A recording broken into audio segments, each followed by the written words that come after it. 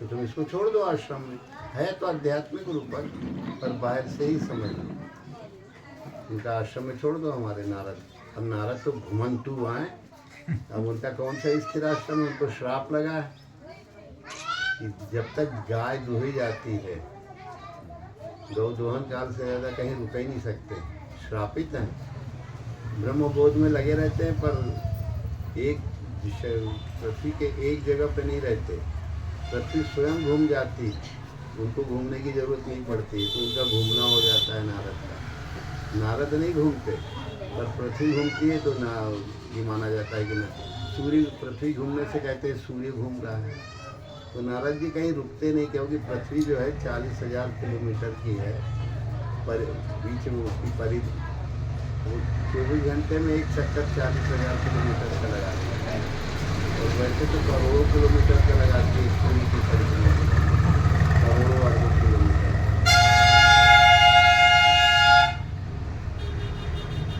तो ये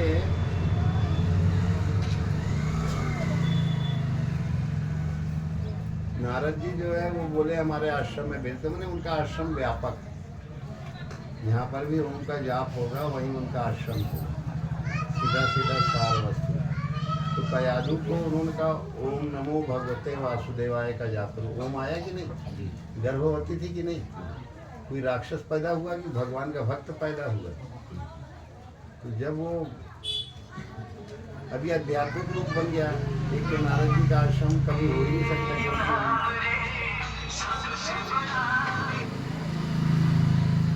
क्योंकि वो एक जगह स्थिर रहते ही नहीं, क्योंकि निर्लेप है। सर्वनिवासी सदा लेपा तो में रहा समाई, वो निर्लेप तत्व है। नारद विष्णु भगत पुण्य ज्ञानी, भगवान के भक्त भी है और ज्ञानी भी है।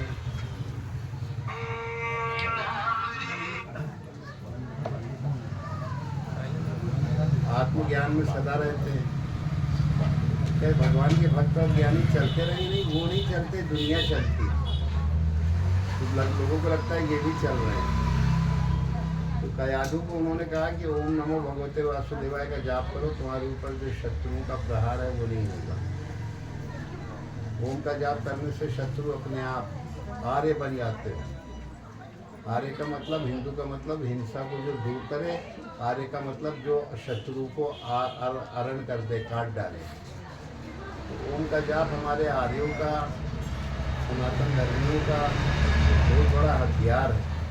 अगर सब लोग ओम का जाप करें तो बड़ी से बड़ी विपरीत परिस्थितियाँ भी अनुकूल हो जाएगी। मेटा तो कठिन कुआं का भाल के, कितना भी लाट में कई जन्मों का खराब रिकॉर्ड लिखे होंगे, कुअंक होंगे, खराब रिकॉर्ड होगा, दुर्भाग्य होगा, वो भी मिट जाएगा। और वो केवल एक ही नाम है जो प्रत्यक्ष में प्राणों को खींचता है। तो जब समय आया बाहरी कथा के अनुसार, तो कयादु को प्रहलाद जैसा पुत्र हुआ, परम आह्लाद देने वाला, परम सुख देने वाला पुत्र उत्पन्न हुआ। उस पुत्र के उत्पन्न होने पर हिरण्यकश्यप ने लाख कोशिश की, वह अहंकारी था। हिरण्यकश्यप का मतलब होता है सोने की शैया में सोने वाला, जो अपने जितना सुख उसने मान लिया है संसार में कि हमारे पास कुछ धन संपत्ति सोना हो जाए, हमारी बड़ी कीर्ति फैल जाए, तो नाम भी हो गया, खंचन भी हो गया, कीर्ति भी हो गई, कामनी भी हो गई, पूरा संसार का डेरा डकूरा उसका हो गया। पर अहंकार और बढ़ता है। फिर उसका अहंकार जो है नारद जी के द्वारा संस्कारित किए हुए गर्भ में जो प्रहलाद था, उसके द्वारा समुचित रूप में समाधान किया गया। हमारे अंदर का अज्ञान अहंकार रूपी हिरण्यकश्यप है, और भगवान का प्रेम रूपी प्रहलाद है, परम आह्लाद प्रेम।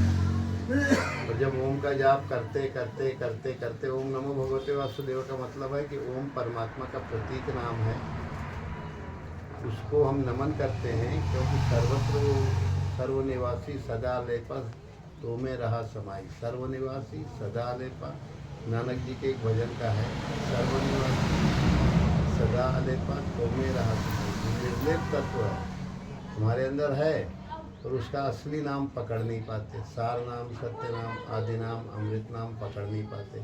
हंस नाम पकड़ नहीं पाते। हंस नाम है ओम। ओम का जाप लंबा करते हो या धीरे करते हो, तुम्हारे अंदर श्वास का आना जाना हर नाम के साथ होता है। एक ओम में श्वास ऊपर जाती है, एक ओम में नीचे।